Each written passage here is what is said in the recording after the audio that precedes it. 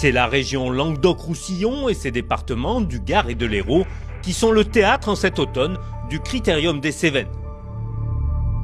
Tout commence au lycée Pierre Mendès France de Montpellier qui accueille les traditionnelles vérifications techniques. Avec une seule WRC et quelques R5, l'avant-dernière manche du championnat de France des rallyes fait la part belle aux pilotes régionaux avec plus de 140 engagés. À la conférence de presse, les acteurs économiques et politiques sont satisfaits des retombées de cet événement national, alors que les pilotes sont confiants pour leur course. Après, est-ce que c'est à confirmer sur tous les profils de route, mais je pense, en tout cas, l'auto comme elle est là n'a plus rien à voir avec celle que j'avais l'année dernière. Je me sens bien, j'ai un bon feeling avec, donc on va essayer de s'amuser ce week-end. Favori, ça m'étonnerait. Faut pas oublier qu'on roule avec une R5 et qu'on a face à nous quand même d'autres R5 et puis une WRC, donc à la régulière ça va quand même être compliqué. Après bon bah voilà, on sait ce que c'est, les Cévennes, c'est un rallye difficile. La seule chose dont on est sûr c'est qu'on est au départ. Le résultat pour l'instant personne ne le connaît. Après c'est sûr que c'est un rallye que j'ai déjà fait plusieurs fois et le profil je connais, mais bon après voilà, j'ai pas de... Il faut mettre le casque sur la tête et puis après ça doit venir tout seul normalement, quoi. Le pilote de l'Odève est également inscrit au trophée Michelin dédié aux amateurs. Le manufacturier de Clermont-Ferrand qui offre des pneus et des primes à tous les participants qui rêvent d'accrocher cette victoire à leur palmarès. Face à une R5 ou face à des Porsche, c'est très compliqué. Bon, on est en tête, il reste 2 épreuves. Je pense que ça va être difficile de conserver cette place-là, mais bon, pourquoi pas. C'est une bonne position, c'est l'achat de la R5 en début de saison, c'était un petit peu dans cet objectif de nouveau se battre pour le remporter de Michelin. Et là on n'est pas encore arrivé, hein. Il y a toujours mon vieil ennemi Patrick Rouillard sur ma route. On est là vraiment pour essayer de remonter au trophée parce qu'on a un peu de malchance sur ces dernières courses. À chaque fois on est très bien placé et on a une petite merde qui nous empêche de finir. Donc là vraiment on veut essayer de finir le rallye, marquer le maximum de points pour après si ça se joue au VAR, ça serait mieux, quoi. Et c'est par une belle matinée fraîche mais ensoleillée que s'élancent les concurrents dans le massif Cévenol.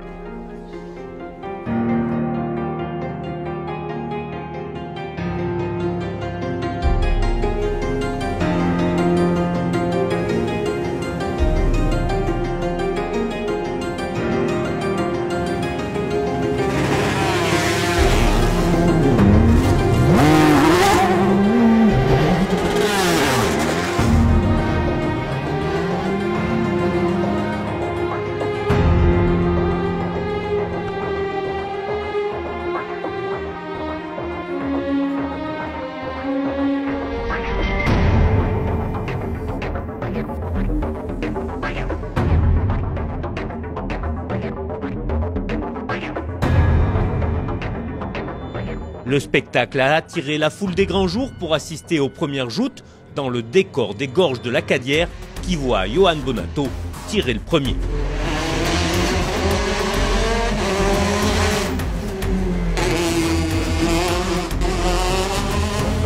Pour gauche 120 sortie de frein, pour 30 mètres étoile, gauche 70. Sur droite 120 plus glissant, 120 plus glissant, ouvre, 20 mètres, gauche 130, 130, 60 mètres, barrière, gauche 100 plus glissant, barrière, gauche 100 plus glissant, 100 mètres. Les fortes pluies de ces derniers jours ont rendu le terrain piégeux, favorisant peut-être le moniteur de ski des Deux Alpes.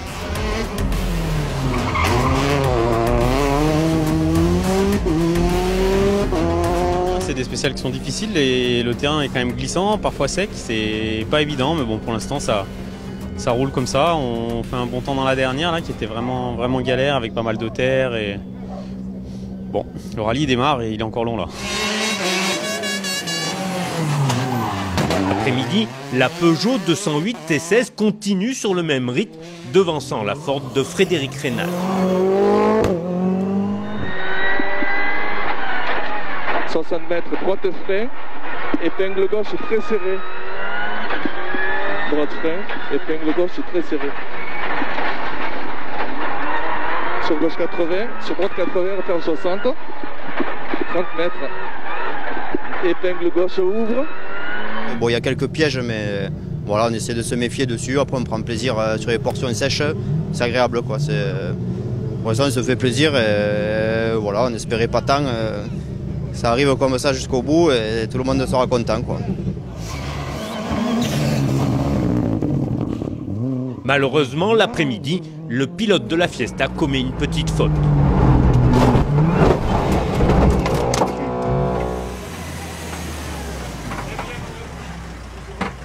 L'abandon du pilote local propulse Pierre et Martine Rocher à la place de Dauphin. 60 mètres, droite 4 plus des poteaux pour 80 mètres, gauche 46, referme les Génois, sur droite 3 plus serré. Referme les Génois, sur droite 3 plus serré. Et gauche 32 de plus, et gauche 32 de plus, sur droite sur derrière, 32 plus, sur droite sur derrière pour 80 Le pilote de la Mini du team FJ Elf améliore ses chronos, mais le retard sur le leader est important.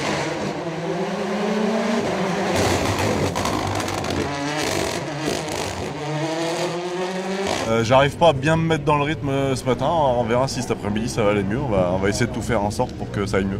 Et gauche 40 de moins, droite faux et gauche 40 de moins, pour 42 mètres, épingle gauche la plus marche. 40 mètres, droite 2 plus, touche record. Droite 2 plus, touche record.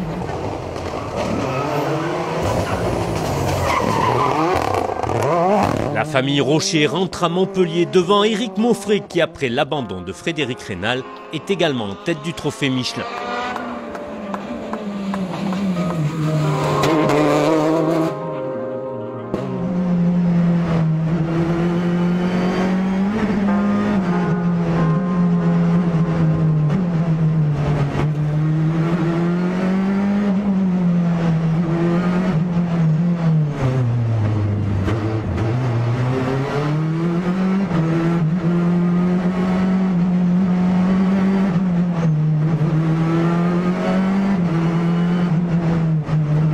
La Peugeot devance la Porsche de Patrick Rouillard en délicatesse sur ce terrain, mais quelle sonorité!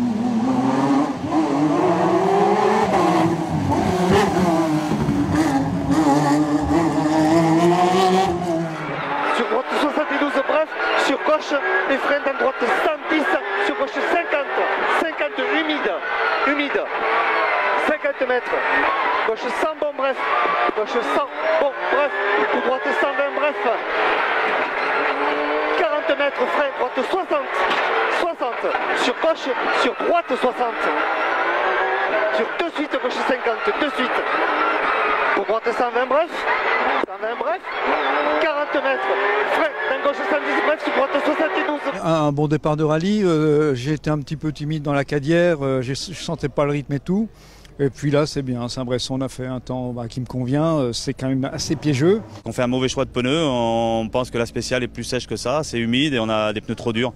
Et donc là, pour gérer ça, ça n'a pas été évident. Et même dans l'arrivée du Vigan, on a failli s'y mettre 3-4 fois. L'après-midi, le duel continue, mais le pilote toulousain ne peut rien sur ce terrain face aux Vosgiens.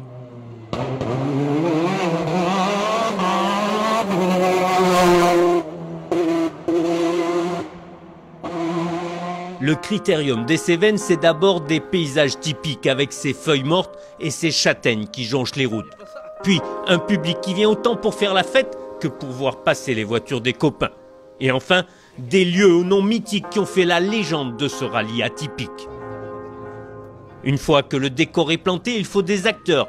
Et cette année, le premier rôle est pour Yannick Vivens. Oui, j'ai quelques supporters.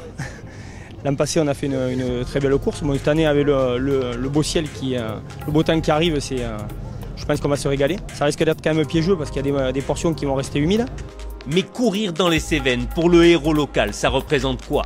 C'est le rallye qu'il faut faire dans la saison. C'est sûr que moi, j'habite Ganges, c'est vraiment le chef-lieu du Critérium. Donc, il va falloir rester sur la route, pas faire de bêtises et on comptera où c'est qu'on est samedi soir. Et ils sont nombreux à vouloir jouer les seconds rôles, prêts à mettre une année de sacrifice pour ne pas louper le Critérium.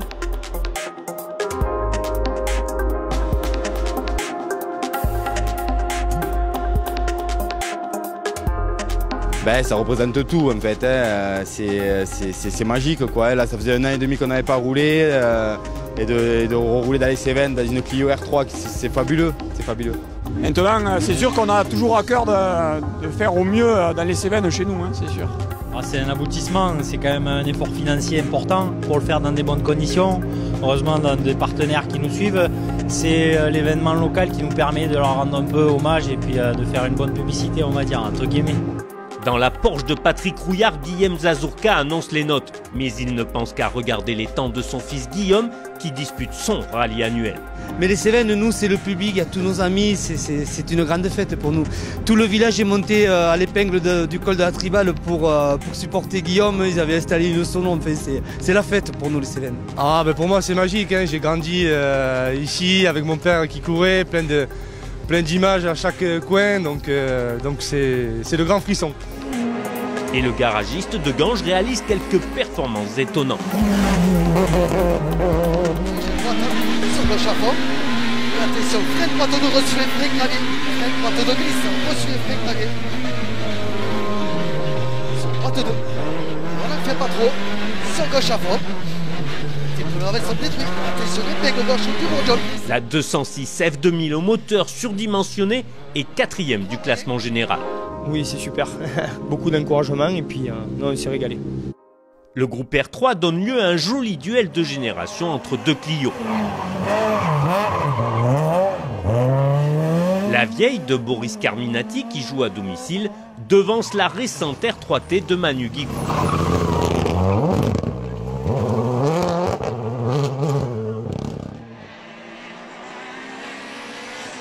Malheureusement, un ennui mécanique stoppe le pilote de l'Hérault, tout comme le pilote préparateur. L'abandon de Manu Guigou qui propulse officiellement Jean-Marie Coq, présent en spectateur, champion de France des rallyes 2015. Un groupe R3 décimé à l'image de Jérôme Chavannes, 3e sur une DSR3 du team de Bellaco, avant d'être trahi par sa voiture. Même cause, même effet pour l'ex-champion de France junior, Jérémy Serriès.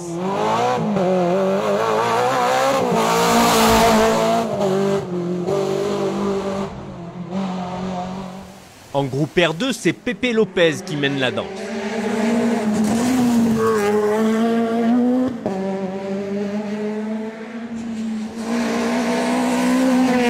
Le jeune espagnol repéré dans la 208 Rally Cup pour sa pointe de vitesse est 6e et il devance de 2 places l'autre Peugeot de Julien Carré. Rapide, régulier et sans faute de Jean-Nicolas Hoth qui est en tête du groupe N sur la Subaru du team 2HP Compétition avec la 7e place provisoire en prime. En parallèle du moderne, un rallye historique est organisé. Déjà 2 fois vainqueur en WRC, Jean-François Mourgue est engagé avec une Porsche préparée comme à l'époque par les frères Almeras. Gérard Larousse dispose lui d'une Simca CG, voiture à qui il offrit sa première victoire ici même en 1970. L'ex-patron de la compétition chez Renault ne rejoint malheureusement pas l'arrivée, à l'inverse du pilote de Sumène qui inscrit une nouvelle fois son nom au palmarès, mais en historique. On roule dans des autos qui ne sont pas aseptisées, quoi. Donc il faut se battre en permanence. Là, dans des spéciales comme ça, c'est un truc de malade, quoi. Genre, si tu roules qu'en moderne, tu peux pas comprendre.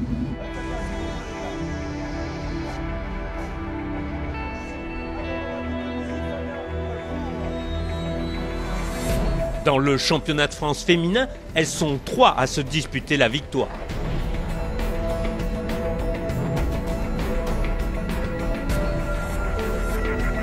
De retour sur une Clio du team de Manu Guigou, Charlotte Berton est en tête même si elle a besoin de retrouver ses marques. Le duel avec Charlotte Dalmasso n'a pas lieu, la faute à une durite débranchée. Enfin, Sophie Laurent, en tête du championnat, se doit absolument de terminer pour être couronnée en fin de rallye. Elle joue donc la prudence. Les 50 mètres, droite 3, pour gauche 2 et 200 mètres. 200 mètres gauche 1, 100 mètres, droite 1 et 100 mètres, gauche 3 intérieur tard pour bosse, pour droite 5. Pour gauche 1. Je sens bien que ça fait un moment que j'ai pas roulé, que je sors d'une auto qui n'a rien à voir avec la Clio R3T et ça a été vraiment difficile ce matin. J'arrive pas à trouver les réglages qui me conviennent sur un terrain comme les Cévennes, qui est vraiment très particulier. Grâce à l'aide téléphonique de mon équipe, j'ai réussi à me mettre en mode mécanicienne et à réparer et du coup à repartir. Donc on fait un pas trop mauvais temps dans la dernière. Mais bon, on pointe 2 minutes en retard, donc voilà, encore 20 secondes. Voilà, un peu déçu vraiment de ce début de rallye parce que ça roulait vraiment bien, donc voilà. Mon objectif, c'est de finir là, comme ça, si je finis là, je suis titrée et au VAR, je pourrais me faire plaisir.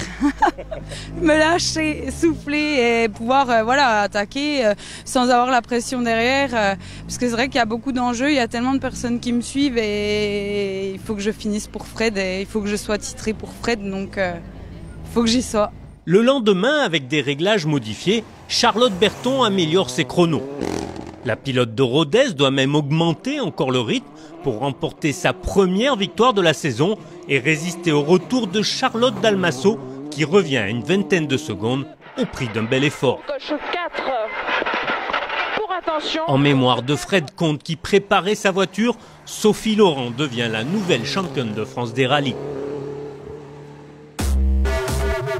Les Cévennes sont également la dernière manche de l'Opel Adam Cup et 2 pilotes peuvent encore réellement être titrés.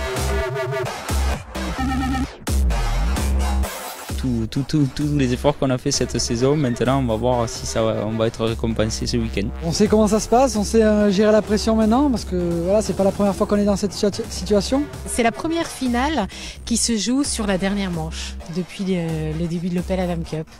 Donc ça risque d'être plein de rebondissements et que le meilleur gagne. Et on est près du but tous les deux, donc je pense que ça va être un beau duel. Ça va être sympa et compliqué, je pense, à la fois. Et Florian Bernardi qui doit absolument l'emporter pour accrocher le titre est pour l'instant devancé par Rémi Jouin qui joue sur ses terres.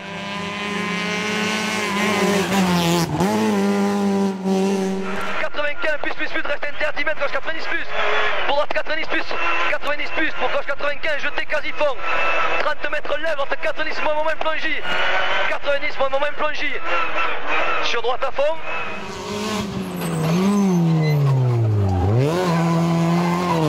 Malgré tous ses efforts, le pilote du Vaucluse n'arrive pas à combler son retard sur le pilote de Béziers. Rester là où on est, reprendre confiance, essayer de remonter sur Rémi, mais bon, on verra, on veut surtout pas faire d'erreur. L'objectif, c'est au moins garder l'avance, et si on en remet encore plus, c'est tant mieux. En terminant 4e, Nicolas Rouillard accroche la dernière marche de la Cup devant Quentin Ribaud qui le précède par contre sur ce terrain. Déjà vainqueur de 3 manches cette saison, Rémi Jouin aborde la 2e étape sur le même rythme. 80 et 3 pontes, pour droite 80 moins et 3, 80 moins et 3, sur gauche à fond, allez gauche à fond, sur droite à fond, parapet, 25 mètres gauche à fond, 20 mètres encore, lève, très étroit, gauche sans bref, sur gauchy, 30 mètres, droite 105 moyen. Avec une petite faute et des soucis mécaniques, la tâche devient compliquée pour Florian Bernardi. Rémi va très vite ici, on a eu un petit souci mécanique dans la dernière, on a des coupures moteurs, donc j'espère qu'on va pouvoir régler ça à l'assistance parce qu'il reste 3 spéciales. Des rallyes en formule de promotion, j'en ai gagné quelques-uns, mais des coupes jamais, donc on va privilégier la victoire de la coupe. Le Vauclusien rejoint l'arrivée et termine comme l'année dernière en dauphin de la Cup, derrière Rémi Jouin qui après une 3e et une 2e place remporte enfin l'Opel Adam Cup. Le groupe F2000 fait la part belle aux pilotes régionaux, aux montures originales à l'image de Julien Montel qui rentre dans les 15 premiers. La Peugeot 307 est précédée de 2 places par la 206 de François Gage. Sur sa BMW 318 compacte, le Montpelliérain Jean-Alexandre Rizzo remonte jusqu'à la 6e place. Enfin, sur sa 206 Super 1600, le pilote d'Alès Benjamin Clémenceau est aux portes du top 10. Nombreux sont les rebondissements dans le groupe R3.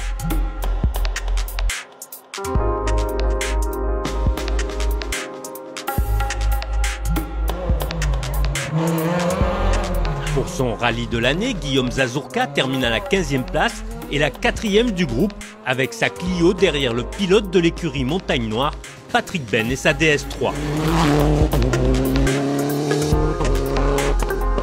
L'autre Citroën du pilote préparateur montpelliérain Pascal Enjolras termine second derrière le Gardois Sébastien Virazel, premier du groupe R et 8e du général sur sa Clio R3T. En R2, deux Peugeot 206 du volant se disputent la première place. Mais le leader, Pepe Lopez, connaît des soucis mécaniques. On a perdu beaucoup de temps avec notamment un problème d'embrayage. Nous étions en tête, mais maintenant on risque d'abandonner. L'Espagnol rétrograde au classement mais parvient à rallier l'arrivée, laissant le commandement à Julien Carré. Un terrain trop sec et les routes sont un peu trop roulantes pour lutter aujourd'hui en tout cas. Donc on va faire en sorte de conserver cette 8e place et ce sera un beau résultat. Le pilote savoyard remporte le R2 tout en terminant 3e du trophée Michelin. La Peugeot est précédée au trophée par la Subaru pilotée par Jean-Nicolas Haute.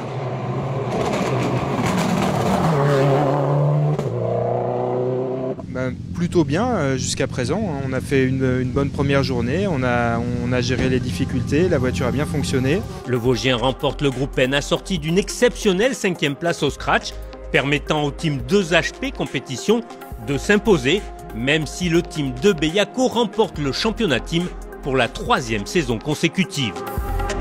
On attaque alors le quintet de tête avec le pilote de Ganges qui vise une bonne place au général, en plus du titre honorifique mais ô combien important de premier pilote local.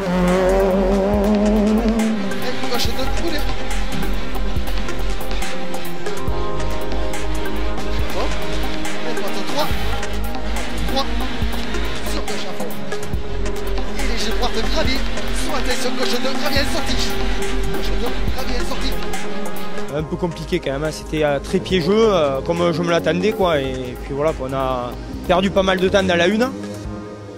J'aurais pu être plus rapide je pense. Et dans l'autre, on a fait ce qu'on pouvait faire. Mais bon, c'est chaud. Encouragé par ses nombreux supporters, Yannick Vivens termine à la 4e place finale du rallye, la première de son groupe et la première des deux roues motrices.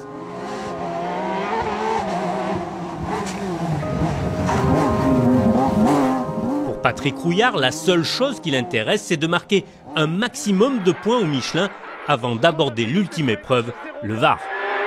Gauche 0, monte. Oui, pour droite 60, coupé herbe, 40 mètres. Malheureusement, la Porsche sort de la route, laissant Éric Mauffret presque tranquillement installé au commandement. Ça a été un peu plus compliqué dans la spéciale des Plantiers, où on a fait un tout droit pour commencer et ensuite un tête à queue. Et j'ai eu du mal à la suite de ces deux petits incidents de me reconcentrer et de me remettre dedans.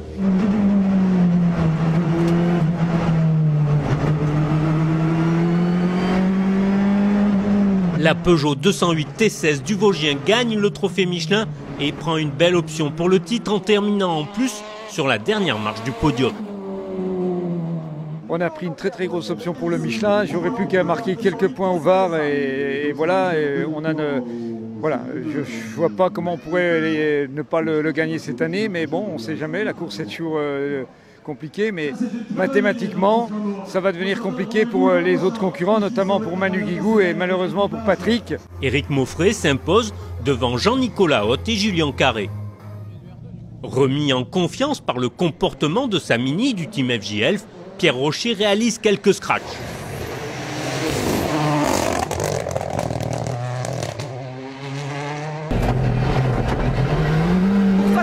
Gauche 5 et droite fond sur frein avant droite. Droite fond sur frein avant droite pour gauche 5 et frein.